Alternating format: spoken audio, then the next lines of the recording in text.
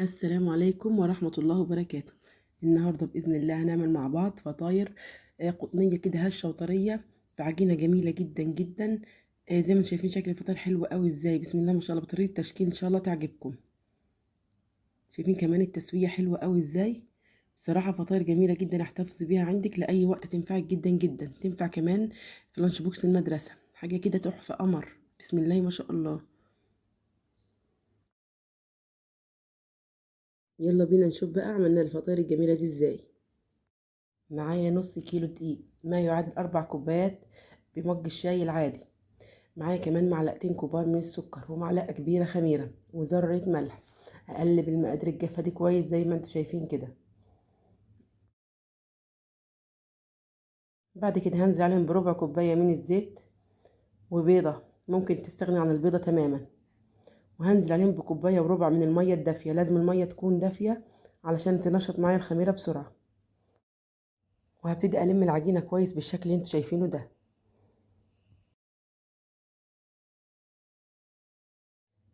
بعد كده هبتدي اعجن فيها كويس بايدي واضيف الميه بالتدريج لحد ما العجينه تظبط معايا بالشكل اللي هتشوفوه باذن الله. وهعجن فيها زي 10 دقايق علشان انا عايزاها ناعمه جدا.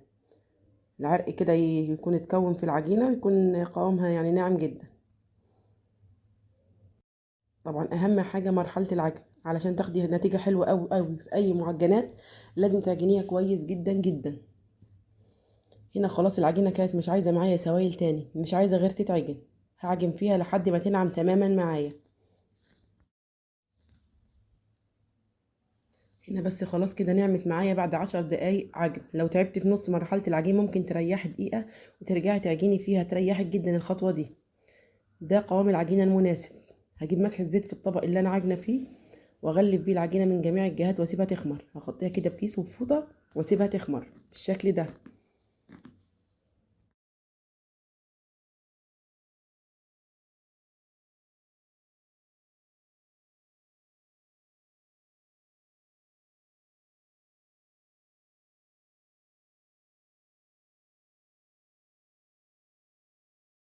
نيجي هنا بقى نجهز الحشو.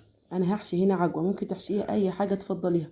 العجوة دي انا عاملاها في البيت ومطعماها بفول سوداني وجوز هند. اكورها كده كور بين ايديا واسيبها في الطبق. الكرة مناسبة تكون لحجم القرصة اللي هتعمليها بالشكل ده. عجينة القرص جميلة جدا، ممكن تقبل بأي حشو، ممكن تحشيها جبنة، ممكن سكر وقرفة، ممكن حشو كده لحمة أو فراخ، على حسب ما يكون متوفر عندك وعلى حسب ما بتحبي بالشكل ده.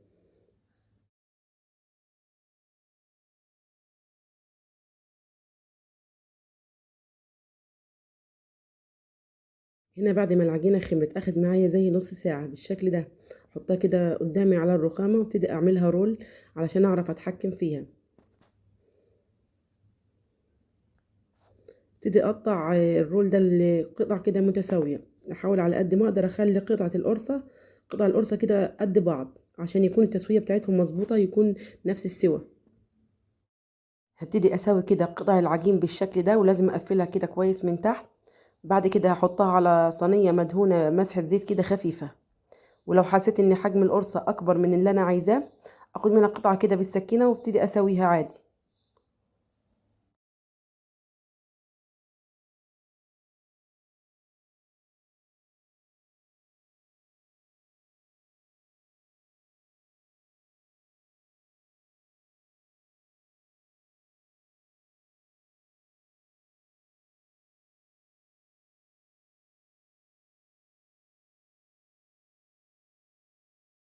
وهنا خلاص بعد ما كورت الكمية كلها بالشكل ده اغطيهم كده بكيس واسيبهم زي 5 دقايق بس مش اكتر. بعد كده هبتدي اشكل فيهم بعد 5 دقايق بالشكل ده. هجيب كده كرة العجين، اول كرة احنا شكلناها وابتدي ابططها كده تبطيطة بسيطة. اخد خدة العجوة كده اضغط عليها ضغطة بسيطة مش قوي واحطها في نص العجين واقفل كويس. واسوي العجينة اقلبها كده واسويها بالشكل ده. طبعا احنا عايزين حاجة ليها قاعدة بالشكل ده. انا عندي هنا المقوار، هديها شكل جمالي بس مش اكتر، ممكن تستغني عن الخطوة دي، على حسب راحتك. ممكن كمان تقفلي وتسيبيها دايرة زي ما هي. تشكيل دي حاجة ترجع لك، انا حبيت بس اديها شكل مش اكتر.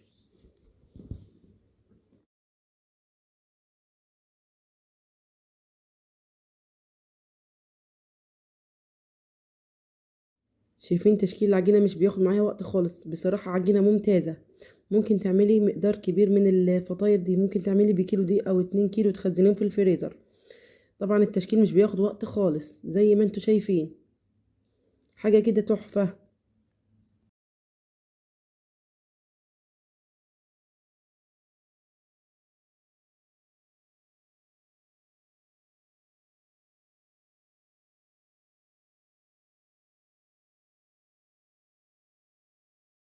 وهنا بعد ما خلصت الكمية تشكيل بالشكل ده، شايفين شكلهم تحفة ازاي؟ بسم الله ما شاء الله. هغطيهم كده بكيس واسيبهم زي ربع ساعة او تلت ساعة على حسب ما يخمروا.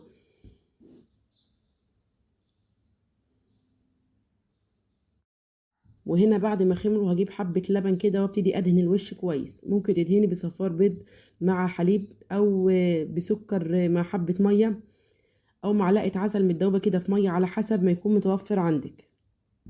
انا هنا هلمع باللبن.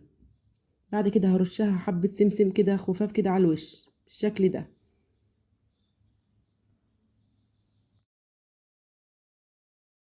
هنا طبعا عندي الفرن سخن جدا، لازم اسخن الفرن حلو قوي قوي قبل ما ادخل اي معجنات. بعد ما سخنته هديت النار فيه ودخلت المعجنات لحد ما تاخد سواها بالكامل.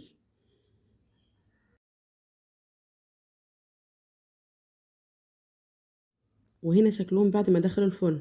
طبعا اثناء فترة الخبز لازم ادير السيجان كويس جدا من جميع الجوانب علشان تاخد لون موحد القرص وتبقى معايا جميلة.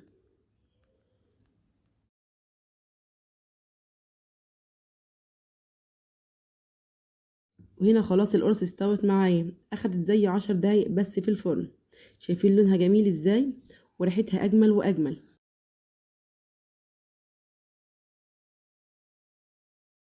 نيجي بقى نشوف التسوية من تحت. بصراحة التسوية مظبوطة جدا جدا. شايفين لونها جميل ازاي؟ بصراحة الفطاير في منتهى الروعة.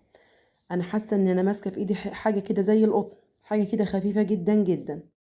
نفتح بقى واحدة ونشوف شكلها عامل ازاي من جوه. طبعا انا قلتلك ممكن تنوعي في الحشو على حسب راحتك. شايفين شكلها حلو قوي ازاي؟ وهنا نكون وصلنا لنهاية الفيديو. لو عجبكم الفيديو ما تنسوش تشتركوا معايا في القناة وتفعلوا زر الجرس على الكل علشان يوصلكم كل جديد، وتدوسوا لايك للفيديو. والسلام عليكم ورحمة الله وبركاته.